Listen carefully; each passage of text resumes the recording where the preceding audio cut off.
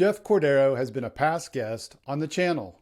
He's the front tire changer for William Byron and the number 24 car. He's back again after the Hendrick Motorsports driver made his second trip to victory lane in the season's first 6 races. He talks all about it, including his visit with special guest Giancarlo Esposito, or as fans of the popular show Breaking Bad know him, Gus Fring. Hey, Jeff, congratulations on yet another win in 2024. Thanks for having me back. So the last time you came on the channel was after Daytona. And since then, the 24 team cooled off, relatively speaking, I guess we could say. So the last 3 races, you had finishes of 10th, 18th, and 35th. And last week, I heard there was some suggesting that there might be cause for concern, which I just rolled my eyes when I heard it. What are you guys thinking back at HMS headquarters? I don't think any of us, especially on the 24 team or management or anyone at the organization at all, it was concerned about the 24 cooling off or like, have we lost it? We kind of, Chad said it best one day, we kind of hit that Daytona 500 curse. We won the 500 and then had a string of just unfortunate circumstances for the next couple weeks. Like Vegas, we had the trash bag that everyone knows about. Phoenix, we just track position, we lost it with the alternate strategy that everybody played. And then Bristol, we got put in the fence 22 laps into the race. So it's, we had speed at all 3 of those races. We just didn't get the finishes that we probably deserved or should have gotten. So I don't think anyone thought we cooled off. We were just kind of waiting for another race where we can get and just be able to get through it without incident. And we were able to do that at COTA, and the results spoke for themselves. Let's go back to the Las Vegas, and I didn't get a chance to talk to you after that with the massive trash bag.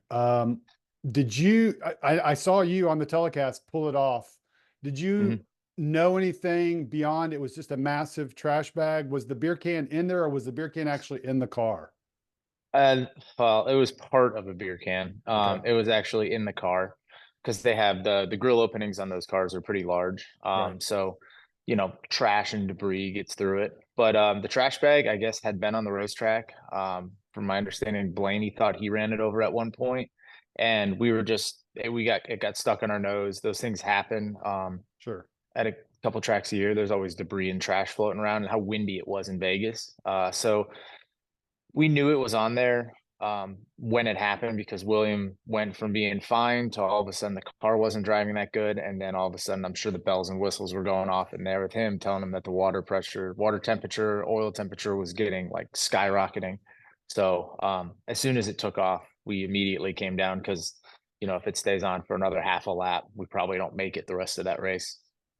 Have you ever seen a trash bag that big on a car, or any piece of debris that big? I've seen windshield tear-offs come off of cars and get stuck on the nose, and those are hard to see because they're clear. Right. But I never on a car that I've been pitting have I had to pull a trash bag off of the front of it. But there's always, hot dog wrapper, that kind of stuff that, occasionally gets on the grill. But usually when that happens, you'll see like whoever the person who has it on their grill, they'll get up to a car behind them and use the negative air between the 2 cars to like the turbulence to like knock it off. But a piece of trash that big, that's not coming off that easy. So Right. So there was one telecast, and you'll have to refresh my memory which one, but where they interviewed you and the rest of the 24 pit crew. What telecast was that? that was Atlanta, and it was just a pit crew spotlight. I think that's really cool for NASCAR. A lot of fans know the drivers, and then if you know the driver, you probably know the crew chief. But there's, us that go over the wall that play an integral part in the race. And it's nice this is my 15th year to start getting a lot of that, recognition and namesake. It's good. Like people want to know who's pitting these cars and for good or for bad, I guess. And then hopefully it stems over because there's a lot of great men and women that work on these cars that, they deserve recognition. They don't, a lot of the people that work at the shop, they won't get that. But it's nice to be spotlighted and highlighted. Yeah, that's what I was going to ask you, because it's funny because I think back to talking to you last year and thinking you guys are such an important piece of the puzzle to win a race, right? And so it seems like you guys get the blame when you have bad stops, and that don't necessarily always get the credit. So it was nice to see that, and I'm glad you brought it up because you getting that recognition, it's obviously well deserved for the 24 crew because of what y'all did all last year. So let's go to COTA. You guys were the best in practice. You sit on the pole going into the race as the pit crew, having such a good season last year on pit road. Going into this race, what are your thoughts knowing you have the fastest car? You've already got a win. You're in the playoffs. What are you thinking on pit road that you guys need to do for the day at COTA? Yeah, so I don't Codas and the road courses, strategy plays a big factor, whether you two stop it or three stop it, and how you kind of go about that.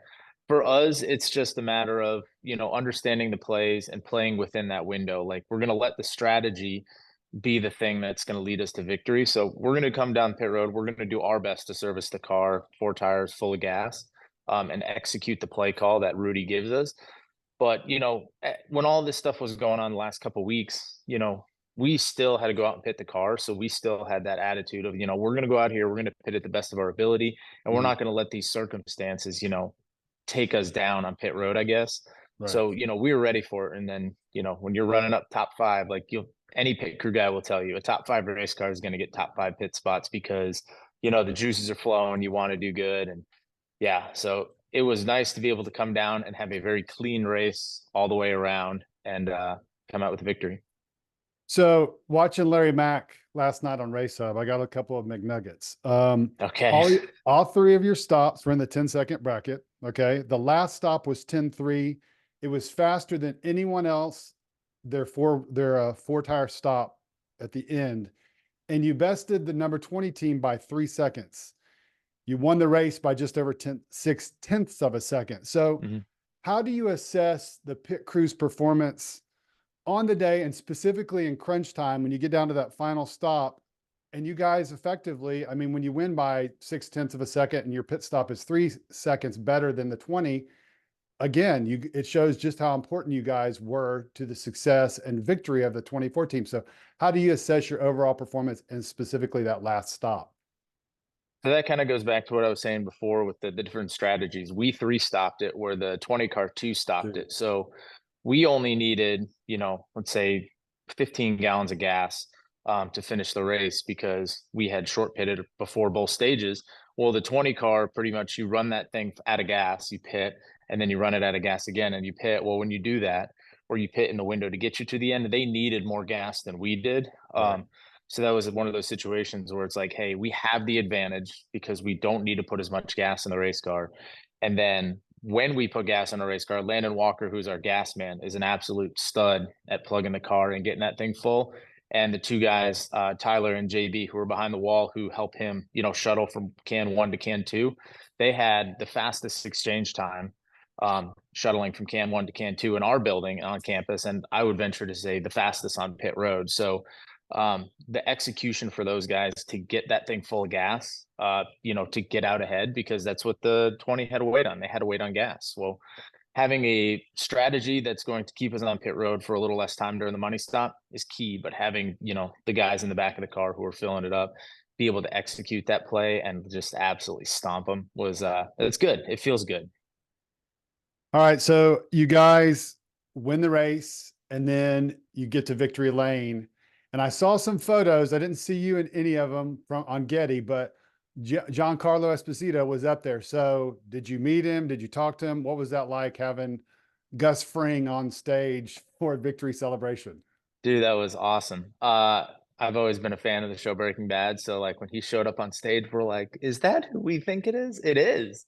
So I didn't get a picture with him on the stage. We did have one team picture where he was in there, but after he came off the stage and we got done with our pictures and came off the stage, he was down there at the bottom of the stairs and we sat and chatted for a couple minutes and he was just impressed with just NASCAR and everything that went on. He sat on top of our box for a little bit, so he got to see like and hear everything that's going on, and he was just in awe of all the communication, all the graphs, everything that we have to like make this whole thing and execute, and then watched us come in for our last pit stop and absolutely, have a great stop and go leave. And he said he could just feel the energy and he can't wait to come back to another one. That's fantastic, man. I didn't Yeah, that realize was cool. I didn't realize he was sitting on your pit box. He was either on it or right behind it, but he was Right. there for the like that last cycle of stops. Yeah. That's so cool. All right, last thing.